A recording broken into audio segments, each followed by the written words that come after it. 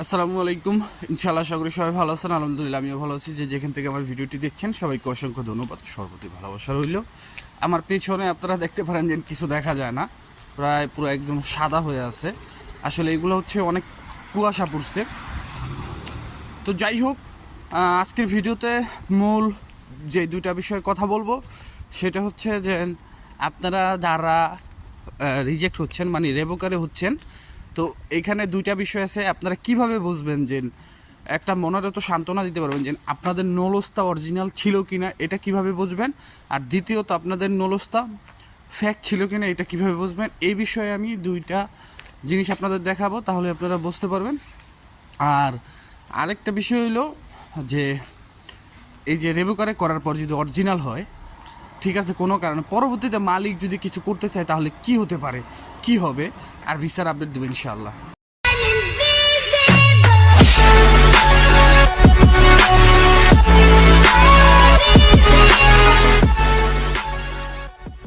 তো সব কিছুর জন্য আলহামদুলিল্লাহ। প্রথমত আমি যে কথাটা বলি আপনাদের, যে আজকে গতকালকে আমি অনলাইনে দেখতে পেলাম, মানে একটা ভাই গ্রুপে পোস্ট করছে যে আপনার তারা এক মালিকের 7 জন জমা দিছিল হচ্ছে আপনার কাছেরটা সিটি থেকে, ঠিক আছে। তো জমা দেওয়ার পরে তারা জমা দিছিল হইলো, তারা 27 মার্চে আবেদন করছিল। সেখানে স্পন্সর আছে এবং সিজনাল দোনোটাই আছে। তো সেখানে তারা রিটার্ন পাসপোর্ট পেয়েছিল হচ্ছে আপনার, তারা রিটার্ন পাসপোর্ট পেয়েছিল মেবি অক্টোবরে, 2024-এর অক্টোবরে, বুঝছে। তো রিটার্ন মেসেজ পাওয়ার পর তাদেরকে আবার গতকাল পুনরায় তাদেরকে পাসপোর্ট সাবমিট করার জন্য আবার মেসেজ করছে যে আপনাদের বা ফোন করছে যে আপনাদের পাসপোর্ট আপনারা সাবমিট করেন। তো তার মানে বোঝা যাচ্ছে যে তাদের ভিসা হওয়ার সম্ভাবনাটা আছে। তো সেইখানে তাদের 7 জনের ভিতরে 5 জনকেই ফোন করা হয়েছে, এমনটাই বলে আপনারা স্ক্রিনে দেখতে পারতেছেন। তো কাতারা শহরের, তো আশা করি যে এরা ভিসা পাবে। আর সিজনাল এবং নন সিজনাল দুটোই আছে, ঠিক আছে, 7টার ভিতরে।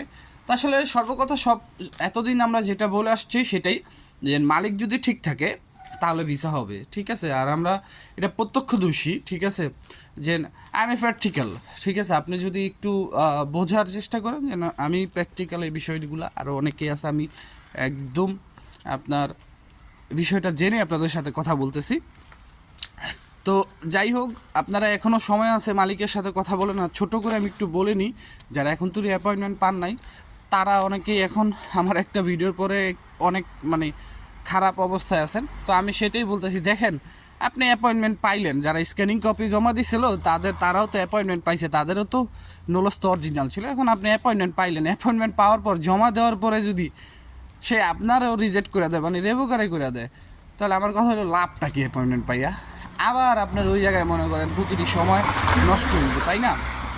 তো সেই ক্ষেত্রে আমি বলতে চাই যে এখনও সময় আছে, মালিকের সাথে কথা বলেন। আর অ্যাপয়েন্টমেন্ট যারা পাইবেন, ঠিক যারা স্ক্যানিং কপি জমা দিছে বা ভিএফএস বলে যারা জমা দিছে পাসপোর্ট নোলসটা, তাদের ঠিক যেইভাবে তারা ইনকোয়ারি করতেছে, যেভাবে তাদের কাগজগুলি তারা পর্যবেক্ষণ করতেছে, ঠিক সেইভাবে আপনাদের অ্যাপয়েন্টমেন্ট দেওয়ার আগে আপনাদের নোলস্তাগুলি এমন করবো, দেখবো যে মালিক নিব না, অ্যাপয়েন্টমেন্ট তো দূরের কথা, মালিকরে ওইখানে বইলা দিব যে ওকে রেভোকারে, ঠিক আছে।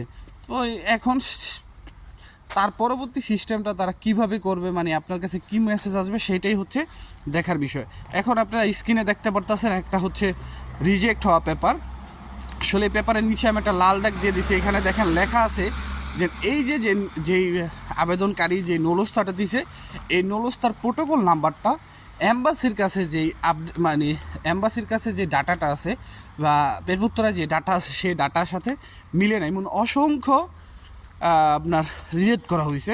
তো এই এই যে ভাইয়ের যে নোলস্তাটা জমা দিছে, যে নোলস্তাটা জমা দিছিল সেটা সম্পূর্ণই ফেক ছিল, যার কারণে আপনার তাকে রিজেক্ট করে দেওয়া হয়েছে। আর সেখানে কিন্তু উল্লেখ করে দেওয়া হয়েছে যে আপনার এই প্রোটোকল নাম্বারটা, নোলস্তার প্রোটোকল নাম্বারটা তাদের ডাটা বা ওয়েবসাইটে নাই।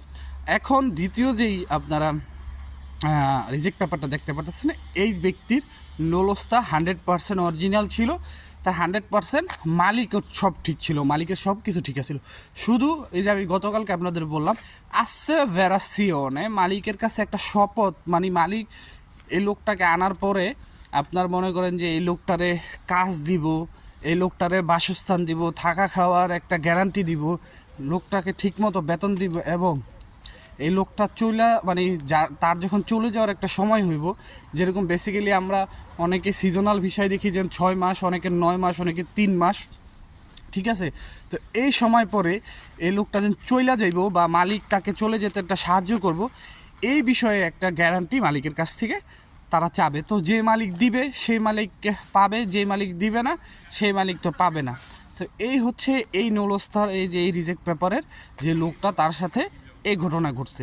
তো সেই ক্ষেত্রে আসলে মালিক তো আপনারা জানেন যে আমরা কিভাবে সিজনাল ভিসার জন্য কাজ করে থাকি বাঙালিরা, যে আসার পরে খাল্লি বাল্লি, ঠিক আছে।